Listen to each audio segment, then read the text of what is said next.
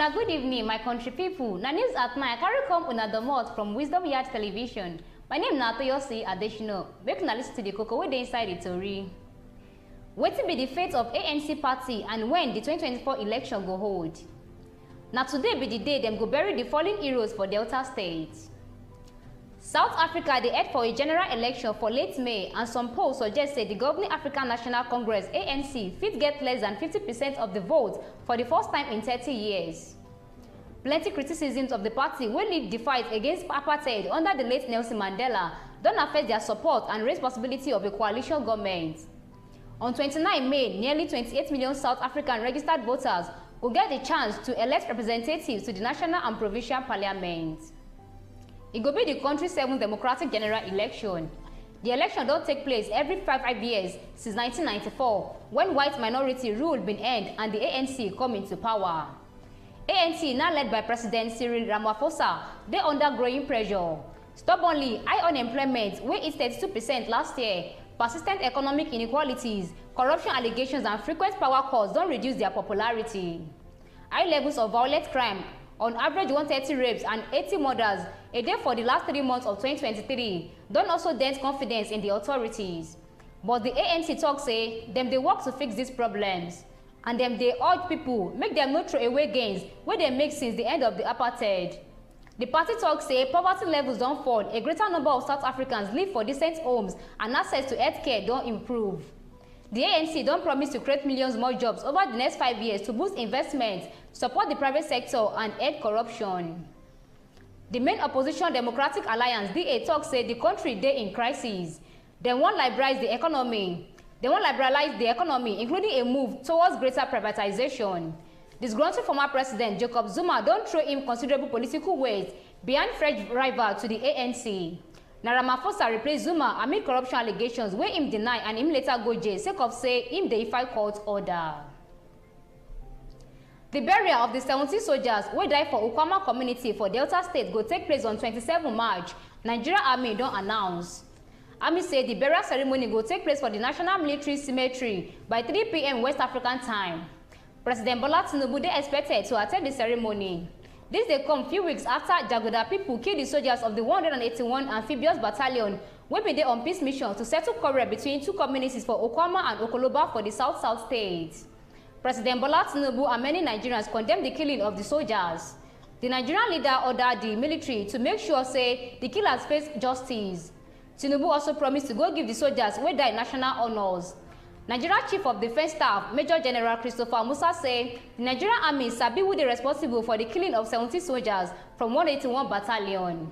For one press briefing wey the CDS give last week, he say dem kill Lieutenant Colonel A.H. Ali and im men because im bin dey try end illegal oil bunkering wey dey happen for the Niger Delta creeks. We sabi who do this thing, we dey follow am up, and na just a matter of time. We sure say we go get am, General Musa talk. He say many of the militants wey dey do oil bunkering get plenty weapons, and one of the ones wey dey benefit from am na him kuku use the opportunity of the fight between the two communities kill Lieutenant Colonel Ali. The killing of the troops make people of Okama begin panic sake of fear the military fit come revenge by clearing everybody for the village.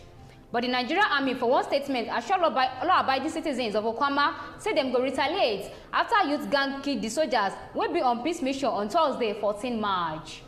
Before I hand the tori, make una listen to the cocoa wey dey inside it again. Wetin be the fate of ANC party and when the 2024 election go hold? Na today be the day dem go bury the fallen heroes for Delta State. This na the end of the tori. My name na Toyosi Adeshino.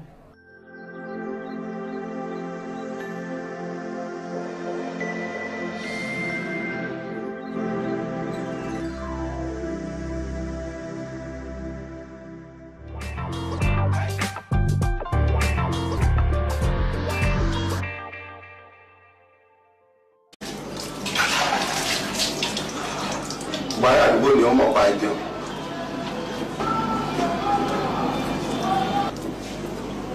Mo lọ sọ fún wẹ̀rẹ̀ tí ọba gbá kà fún mi kọ́ mọ́ nfa bọ́dé. Òun lè bí ìgbà sàrà àyọ tó lúwa rẹ̀. Ẹlòmíì tó bá wọlé bí ìgbà tó lẹ̀ ní nǹkan kan tí ń ṣe ni. Ẹ̀sìn pẹ̀lú kẹ́tẹ́kẹ́tẹ́. ta ni sàrà yọ sílẹ̀ lójú. tó bọ́ dáadáa. bá mi dáadáa. ó ga o.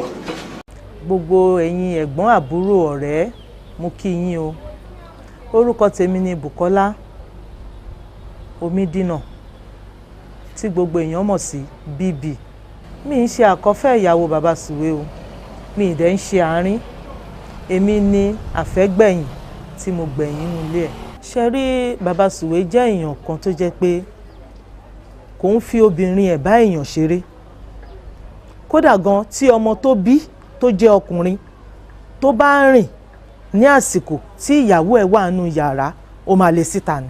wọ́n ti gbàgbé ni pé ìdúró gbà kòkò báyìí ní ìdúró gbà dẹ. ìdúró gbà kòkò ní ìdúró gbà dé wèrè ní wèrè ní ọ. wọ́n ti sì kòkò àwọn ti sì dẹ ṣékèbì ọwọ́ gbé ìdẹ lé ọ lọ kó o gbé kòkò lé lọ́wọ́ kí n gbé ìkòkò kí kòkò ọfọ́ lulẹ̀ kí wọ́n wá mú dẹ kó máa fi sí ẹ lójú mi o ti rí dìndìnrín bí tọ̀dọ̀ rẹ ojúlé ilé ọmọ tó wọlé lọ́wọ́ torí ẹ tí òbí rú ẹ ní olè mọ́rú ẹ ní tọ́jú.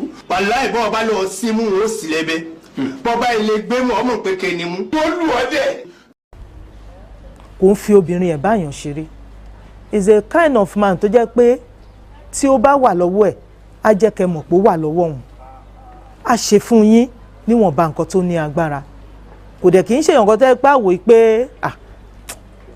kí ni ẹ́ kí ló jẹ́ kò kì í ṣe àwọn ìyàwó ẹ̀ bẹ́ẹ̀ èyí tèmi mọ̀ o kò ṣe mí bẹ́ẹ̀ kò dẹ̀ ṣe pé bóyá ńgbà tó sick la ṣẹ̀ṣẹ̀ bẹ̀rẹ̀ relationship wa kí Ọlọ́run ọba kó bá mi fi ọ̀run kẹ́dùn ní kó bá mi fọ̀run kẹ́dùn ní ìgbà tí èmi àti ẹ̀ kọ́kọ́ wà ta break ìgbà tí mo máa padà rí dùn ní ló jẹ́ kí n padà rí bàbá Sùwé kó sick nílé ọ̀rẹ́ wọn tó ń pè ní Vice Aláfẹ́ Dùnní ló lọ gba sáfítíkèètì ńbẹ̀ lọ́dọ̀ Aláfẹ́ gẹ́gẹ́ bí ọ̀gá mi ibẹ̀ ni mo ti wá jókòó náà wá sọ pé pírẹ̀sì ń bọ̀ wọ́n rò pé pírẹ̀sì wo ló ń bọ̀ nígbà tí mo máa bojú ẹ̀yìn mo rí pòun ni omi bọ́ lójú mi with the situation of the condition tí mo rí yẹn omi bọ́ ní ojú mi mo sun ẹkún Ultra wà ń bẹ̀ Abíọ́dún ó wà ń bẹ̀ Ultra ló wá ń sọ fún mi pé àǹtí ẹ má sun ẹkún mọ́